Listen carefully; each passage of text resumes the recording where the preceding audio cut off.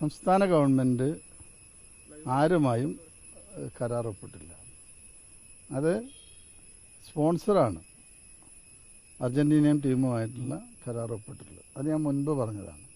ഇപ്പോൾ എല്ലാ മാധ്യമങ്ങളും പറയുന്നു കരാർ ലംഘനം ഉണ്ടായി. അതിൻ്റെ അർത്ഥം എന്താ? കരാറിൽ ഏർപ്പെട്ടിട്ടുണ്ടെന്നാണ്. പക്ഷെ കേരളമല്ല, അതും തെറ്റായിട്ടാണ് നിങ്ങൾ പറയുന്നത്.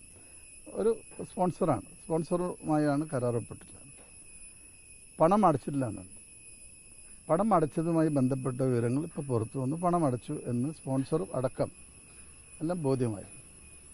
ഇപ്പോൾ ഏതോ ഒരു വാട്സപ്പ് ചാറ്റുമായിട്ടാണ് വന്നിട്ടുള്ളത്. ഈ ലിയാൻഡ്രോ എന്ന് പറയുന്ന ആൾ അവരെ മാർക്കറ്റിംഗ് ഹെഡാണ്.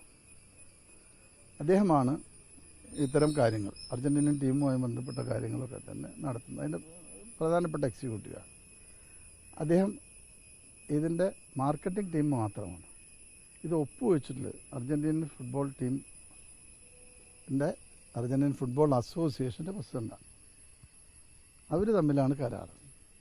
പിന്നെ കഴിഞ്ഞ ദിവസം സ്പോൺസർ തന്നെ പത്രസമ്മേളനത്തിൽ നിങ്ങളോട് പറഞ്ഞു, പണം അടച്ചതിന് ശേഷം ഈ ഒക്ടോബർ നവംബർ ഈ വിൻഡോവിൽ അവർക്ക് വരാൻ കഴിയില്ല എന്ന് അറിയിച്ചു എന്നാണല്ലോ പറഞ്ഞത്. അങ്ങനെ തന്നെയാണ് തോന്നുന്നത് സ്പോൺസർ പറഞ്ഞത്.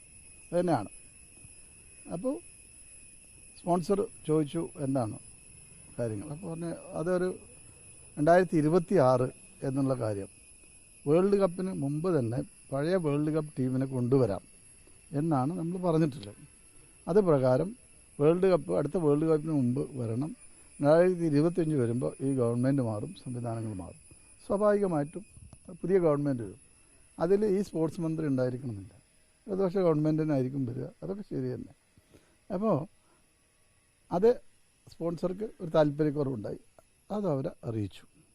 ഇതാണ് ഇതിൻ്റെ യഥാർത്ഥ വസ്തുത. ഇതിനെയാണ് അനാവശ്യമായി ഇത്തരത്തിലുള്ള വിവാദങ്ങളിലേക്ക് കൊണ്ടുപോകുന്നത്.